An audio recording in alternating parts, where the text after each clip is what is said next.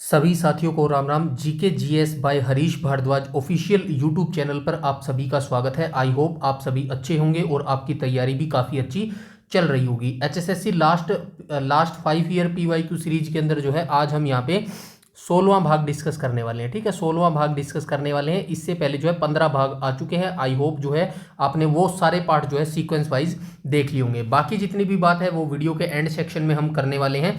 तो बिना किसी टाइम वेस्ट के चलिए वीडियो को शुरू कर लेते हैं। ठीक है, तो चलते हैं क्वेश्चन नंबर फर्स्ट पर। और क्वेश्चन नंबर फर्स्ट में क्या बोला गया, निम्न में से किस वर्ष में कुरुक्षेत्र विश्वविद्यालय की स्थापना हुई थी। तो कुरुक्षेत्र विश्वविद्यालय की जो स्थापना है जनवरी 1956 में हुई थी। ठीक है, ये कई कई जगह आपको क्या देखने को मिलेगा, 1957 भी आपको देखने को मिलेगा, बट ये रोंग है। ठीक है, ये रोंग क्यों है मैं आपको बता देता हूं। जो ऑफिशियल वेबसाइट है ना,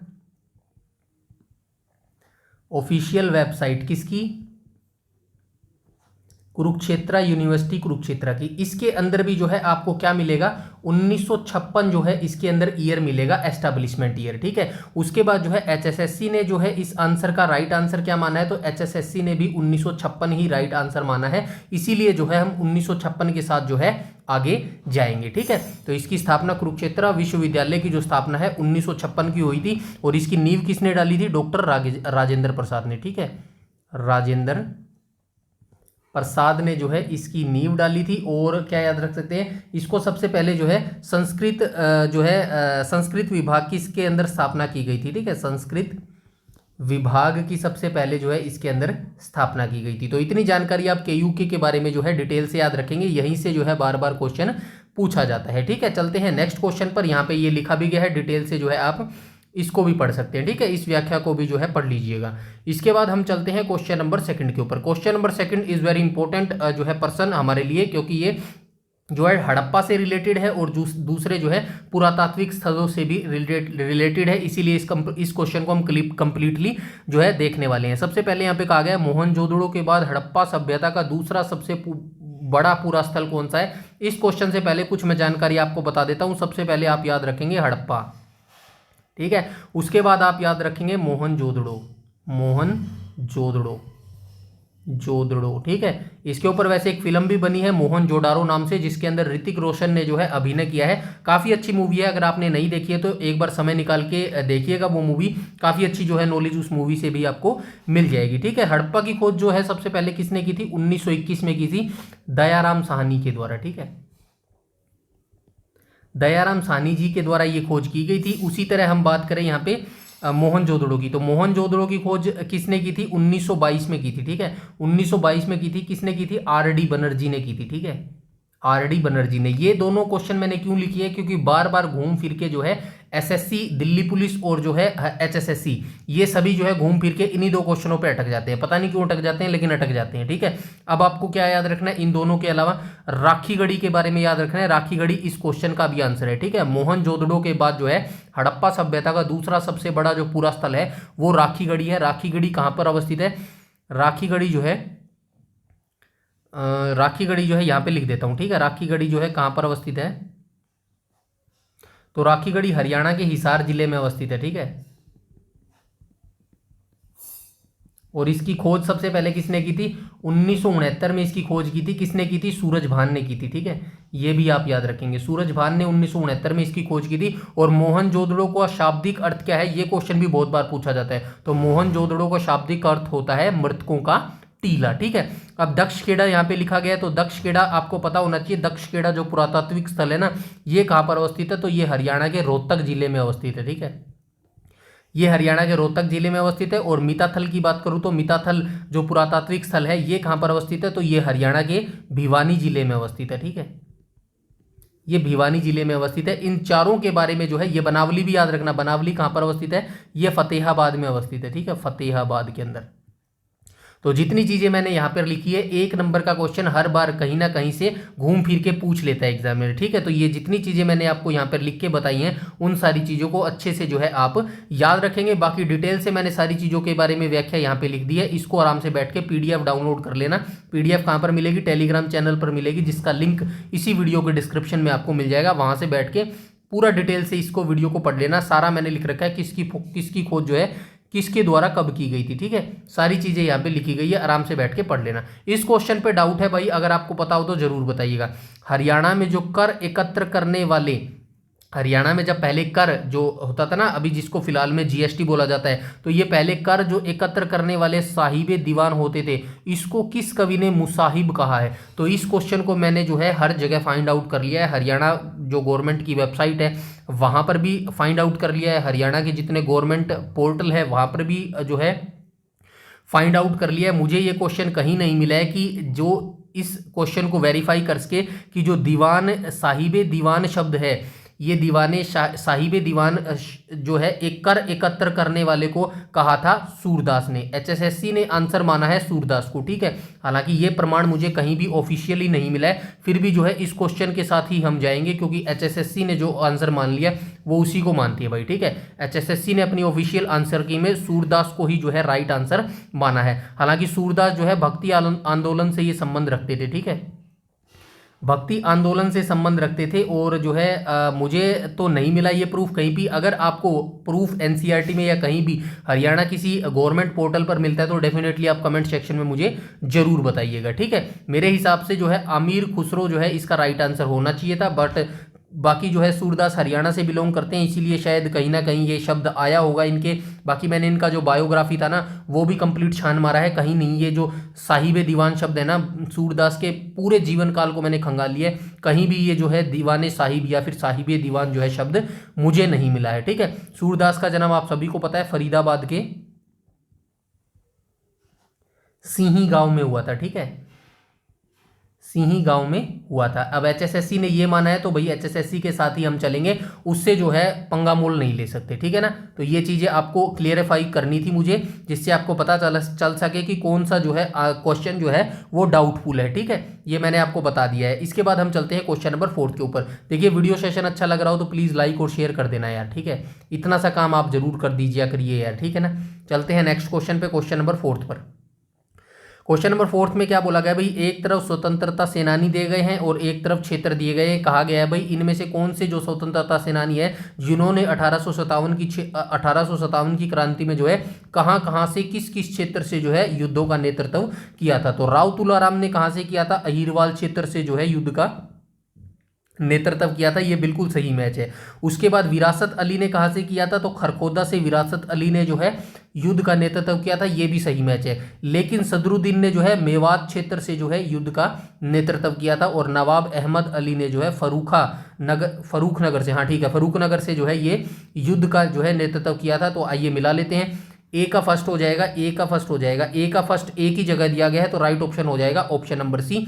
ऐसे भी जो है आप एलिमिनेशन मेथड से आप कर सकते हैं। अगर आपने पहला मिलाया होता ना, जैसे कि मान लीजिए फॉर एग्जांपल आपको ये तीनों नहीं पता, ठीक है, आपको सिर्फ एक पता है कि भाई राव तुलाराम ने जो है अहिरवाल क्षेत्र से जो है युद्ध का नेतृत्व किया था। अब आप मिला लीजिएगा, ए का जो है यहाँ पे जो है 1 2 3 होना चाहिए भाई। ठीक है ना, ये 1 2 3 आएगा, मैं लिखना भूल गया, कोई बात नहीं। यहाँ पे 1 आ जाएगा, यहाँ पे 2 आ जाएगा, यहाँ पे 3 आ जाएगा और यहाँ पे 4 आ जाएगा। ठीक है, यहाँ पे 2 आ जाएगा। तो जो है ए का फर्स्ट हो जाएगा, ए का फर्स्ट सिर्फ एक में ही दिया गया है, आगे आपको मैच द फॉलोइंग करने की जरूरत नहीं है, राइट ऑप्शन हो जाएगा ऑप्शन नंबर सी। ऐसे जो है एलिमिनेशन मेथड लगा के आप पूरा क्वेश्चन जो है सोल्व कर सकते हैं। ठीक है, चलते हैं क्वेश्चन नंबर 5 के ऊपर। अब क्वेश्चन नंबर 5 को हम देख लेते हैं डिटेल से। हरियाणा में स्टेट विजिलेंस ब्यूरो का नाम बदलकर क्या किया गया है। तो हरियाणा में जो स्टेट विजिलेंस ब्यूरो का नाम है, इसकी थोड़ी सी मैं हिस्ट्री आपको बता देता हूं। सबसे पहले जो इसकी स्थापना है ना 1967 में इसकी स्थापना की गई थी, और किस नाम से की गई थी, इसकी स्थापना की गई थी SIA नाम से ना। SIA की फुल फॉर्म क्या हो जाएगी, स्पेशल इंक्वायरी एजेंसी जो है इसकी फुल फॉर्म हो जाएगी। ठीक है, उसके बाद जो इसका नाम चेंज किया गया, इसका नाम चेंज कब किया गया, 1978 में। इसका नाम चेंज करके 1978 में क्या किया गया, तो इसका नाम 1978 में चेंज करके कर दिया गया था ये state vigilance bureau and anti corruption bureau जो है इसका नाम कर दिया गया था। डिटेल में लिखा गया है, नीचे मैं सारा दिखाने वाला हूं। उसके बाद जो है फरवरी 2023 में, ठीक है, फरवरी 2023 में इसका नाम चेंज करके क्या कर दिया गया, एंटी करप्शन ब्यूरो। ठीक है, anti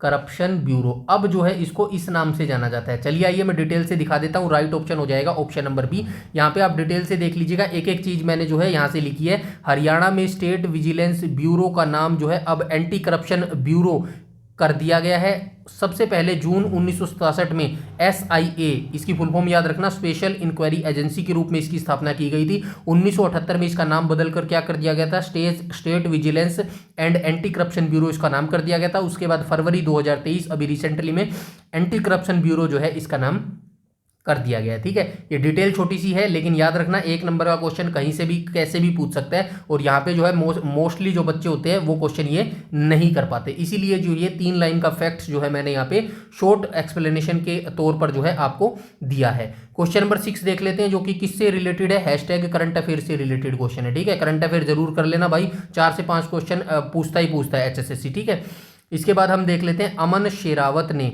Zagreb open wrestling championship में कौन सा पदक जीता। ठीक है, तो ये अमन शेरावत थे जो कि जगरेब ओपन रेसलिंग चैंपियनशिप में इन्होंने कौन सा पदक जीता था, तो इनके द्वारा जो है कांस्य पदक जीता गया था। ऑप्शन नंबर C करेक्ट हो जाएगा। ठीक है, इसके बाद हम आ जाएंगे क्वेश्चन नंबर 7 पर। 7 में बोला गया स्वच्छ हरियाणा स्वच्छ भारत अभियान की शुरुआत कब हुई थी, तो सबसे पहले आपको याद रखना है, एक तो याद रखना है स्वच्छ हरियाणा स्वच्छ भारत अभियान। ठीक है, स्वच्छ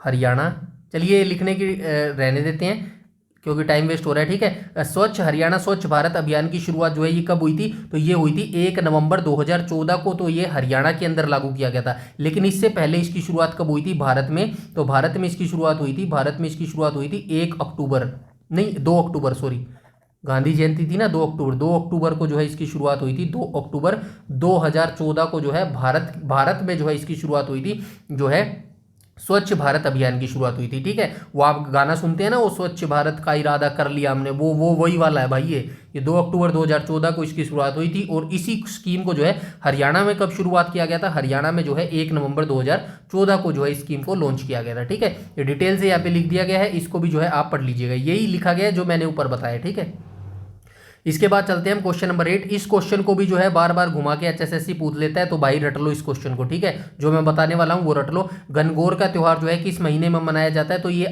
मार्च अप्रैल, ठीक है ना, मार्च अप्रैल में ये मनाया जाता है, और ये किस भगवान को समर्पित है, शिव और पार्वती को। ठीक है, शिव और पार्वती को ये समर्पित है। ठीक, शिव और पार्वती, ठीक है, शिव और पार्वती को समर्पित है। डिटेल से थोड़ा पढ़ लेना, यहाँ पे क्या जानने लायक है ये जरूर याद रखना ना। गणगौर पर्व जो है ना मुख्य रूप से चैत्र मास के महीने में मार्च अप्रैल में मनाया जाता है। ये चैत्र मास याद रख लेना, कई बार जो है मार्च अप्रैल आपको नहीं देगा, सीधा पूछ लेगा गणगौर का त्यौहार मुख्य रूप से कब मनाया जाता है, तो चैत्र मास, फाल्गुन, या फिर कुछ और ऑप्शन दे देगा आपको, तो आपको याद रखना है चैत्र मास में जो है ये त्यौहार मनाया जाता है। पार्वती जी और जो शिव भगवान है उनको ये जो है समर्पित है। ठीक है, इसके बाद आ जाएंगे हम क्वेश्चन नंबर 9 पर। काफी इजी क्वेश्चन है, दक्षिण में कौन सा राज्य स्थित है। सबसे पहले आपको यह याद रखना है, पूर्व में जो है, पूर्व में कौन सा जो है राज्य अवस्थित है हरियाणा के, तो यमुनानगर हो जाएगा। ठीक है, यमुनानगर, यमुनानगर। ठीक है, पूर्व में यमुनानगर हो जाएगा। उत्तर में क्या हो जाएगा भाई, उत्तर में हो जाएगा उत्तराखंड, यूके लिख देता हूं। ठीक है, कहाँ गया ये, यूके और हिमाचल प्रदेश अवस्थित है। ठीक है, उत्तर में यूके और हिमाचल प्रदेश अवस्थित है। दक्षिण की बात करूं तो दक्षिण में कौन सा राज्य अवस्थित है, इस क्वेश्चन में भी दक्षिण पूछा गया है, तो पंजाब हो जाएगा। ठीक, माफ कीजिएगा, राजस्थान हो जाएगा। ठीक है, दक्षिण में कौन सा है, ये राजस्थान। ठीक है, राजस्थान हो जाएगा। अब आप मुझे जो है इसका पश्चिम में बताना कौन सा राज्य अवस्थित है। ठीक है, पश्चिम के अंदर। ठीक है, ये आप मुझे कमेंट सेक्शन में कमेंट करके जरूर बताएंगे। ठीक है, इसके बाद हम चलते हैं क्वेश्चन नंबर 10 के ऊपर। क्वेश्चन नंबर 10 में क्या बोला गया है, इसमें थोड़ा सा करेक्शन है भाई इस क्वेश्चन में, ये देख लेना। ये यमुनानगर जो मैंने बताया है ना, ये तो हरियाणा का राज्य है, जो पूर्वी जो राज्य है, पूर्वी जो जिला है ना हरियाणा का, वो यमुनानगर है। लेकिन ये जो राज्य की बात करूंगा तो ये यूपी आ जाएगा यहाँ पे। ठीक है, हरियाणा के जो पूर्व में अवस्थित है ना वो उत्तर प्रदेश राज्य है। ठीक है, ये चीज़ आप याद रखेंगे। ठीक है, 1 सेकेंड यहाँ पे ठीक से लिख देता हूँ मैं, यूपी आ जाएगा। ठीक है, ठीक है, ये यूपी जो है पूर्वी जिला है। ठीक है, और यमुनानगर कौन सा है, यमुनानगर हरियाणा का पूर्वी जिला है। ठीक है, उत्तर प्रदेश राज्य है पूर्वी। ठीक है, ये आप याद रखेंगे। और उत्तर के अंदर कौन सा है, इसके अंदर उत्तर के अंदर जो है पंजाब आ जाएगा यहाँ पे। ठीक है, ये पंजाब आ जाएगा। ठीक है, ये चीज़ें आप याद रखेंगे। दक्षिण में भी राजस्थान है और पश्चिम में भी पंजाब है। ठीक है, दक्षिण पश्चिम कई बार जो है ये दक्षिण में पूछ लेता है, कई बार जो है दक्षिण पश्चिम, दोनों में जो है ये क्या है, राजस्थान अवस्थित है भाई, ये भी याद रखना। ठीक है, दोनों में राजस्थान आ जाएगा। ठीक है, ये छोटा सा करेक्शन था, ये जरूर आप याद रख लेना। ठीक है, इसके बाद चलते हैं हम क्वेश्चन नंबर नेक्स्ट पर। क्वेश्चन नंबर 10 में क्या बोला गया है, तो क्वेश्चन नंबर 10 में क्या बोला गया है, आइए देख लेते हैं। निम्न में से हरियाणा के किस जिले में चिंकारा प्रजनन केंद्र अवस्थित है, तो ये चिंकारा प्रजनन केंद्र जो है भिवानी के अंदर अवस्थित है। चलिए नीचे देख लेते हैं। इसकी स्थापना जो है 1985 में कैरू भिवानी के अंदर हुई थी। ये स्थापना वर्ष जरूर याद रखना। ये जो चिंकारा प्रजनन केंद्र है ना, इसकी स्थापना 1985 में कैरू भिवानी में की गई थी। ठीक है, नेक्स्ट क्वेश्चन पे चलते हैं, क्वेश्चन नंबर 11 पर। क्वेश्चन नंबर 11 में क्या बोला गया, राज्य लोक सेवा आयोग के अध्यक्ष की नियुक्ति करते हैं। तो राज्य लोक सेवा आयोग की नियुक्ति जो है कौन करता है, तो इनकी नियुक्ति जो है अनुच्छेद 315 के अकॉर्डिंग, अनुच्छेद 315 के तहत जो है राज्यपाल इनकी नियुक्ति करते हैं।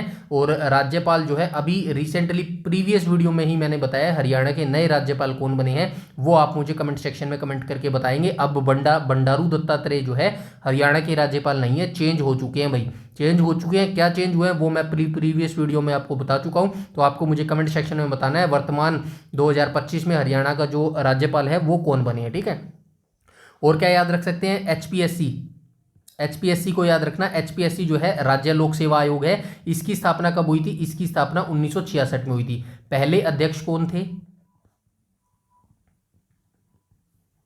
पहले अध्यक्ष इसके थे दरबारी लाल गुप्ता।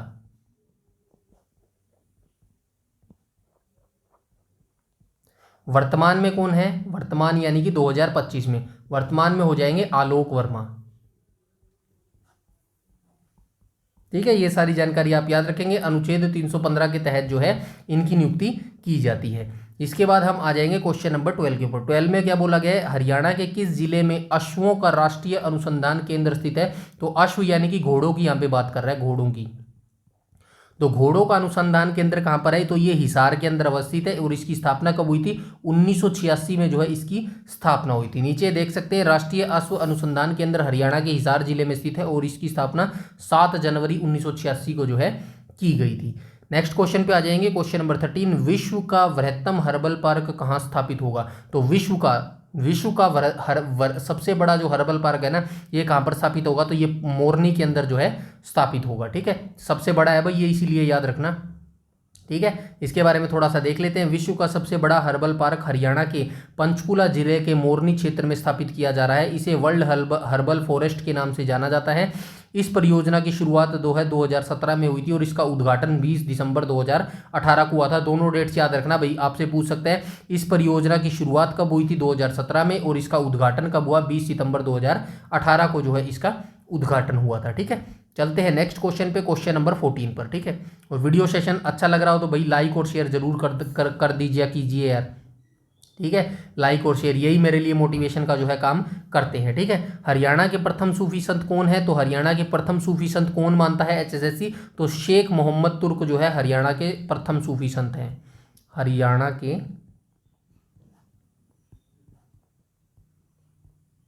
प्रथम सूफी संत। अब हरियाणा का याद कर लिया आपने, तो भाई भारत का भी याद रखो, भारत का प्रथम सूफी संत, तो ये कौन है, शेख मोइनुद्दीन चिश्ती।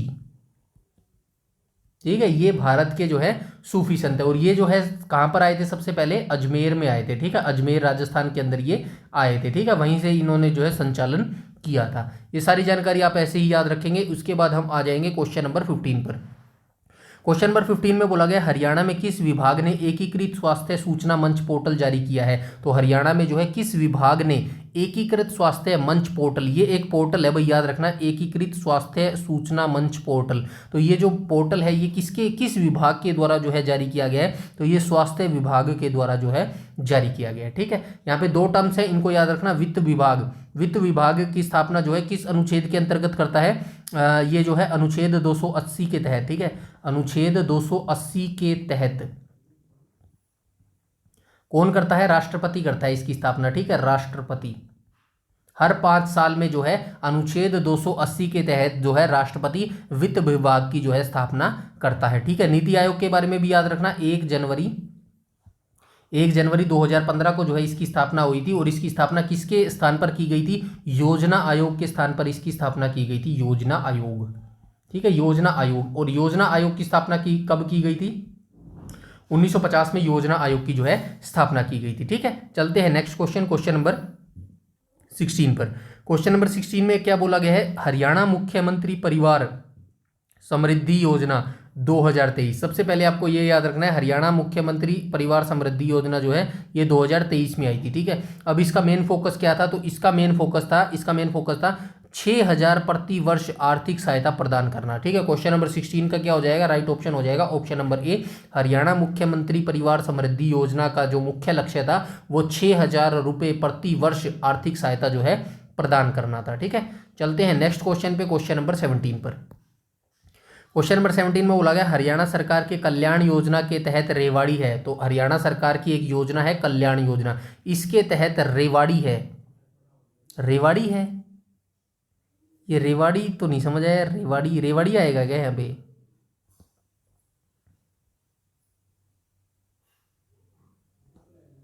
रेवाड़ी तहत वृद्ध और बेसहारा के लिए, रेवाड़ी एक बार स्किप करो यार, ये रेवाड़ी मुझे नहीं लग रहा सही है। ये क्वेश्चन ऐसे पूछा गया होगा, हरियाणा सरकार की जो कल्याण योजना है यह योजना किसके लिए है, ठीक है। आप ये क्वेश्चन रीड कीजिएगा, हरियाणा सरकार ने जो कल्याण योजना शुरू की थी ये किसके लिए शुरू की थी? क्या वृद्ध और बेसहारा के लिए शुरू की थी, अनाथों के लिए की थी, विधवाओं के लिए की थी, या फिर घरेलू हिंसा के शिकार से पीड़ितों के लिए की थी, ठीक है। क्वेश्चन नंबर 17 का राइट ऑप्शन हो जाएगा ऑप्शन नंबर ए। वृद्ध और बेसहाराओं के निवास के लिए जो है हरियाणा सरकार ने कल्याण योजना को जो है शुरू किया था, ठीक है। अब ये रेवाड़ी यहाँ से या तो शायद मिस्टेक आ गया होगा, या फिर जो है ये ऐसा तो नहीं हो सकता रेवाड़ी में जो है इस स्कीम को लॉन्च किया हो गया हो, ठीक है। चलिए एक बार छोड़ दीजिए इस क्वेश्चन को, ठीक, क्वेश्चन को मत छोड़िएगा, रेवाड़ी को छोड़ दीजिएगा, ठीक है। बाकी मैं जो इस क्वेश्चन का राइट आंसर है, अगर यहाँ पे रेवाड़ी होगा ना तो मैं पिंड कर दूंगा कमेंट के अंदर, ठीक है, वहां से जो है आप देख लीजिएगा, ठीक है। अभी आप ये याद रखिएगा, हरियाणा सरकार के द्वारा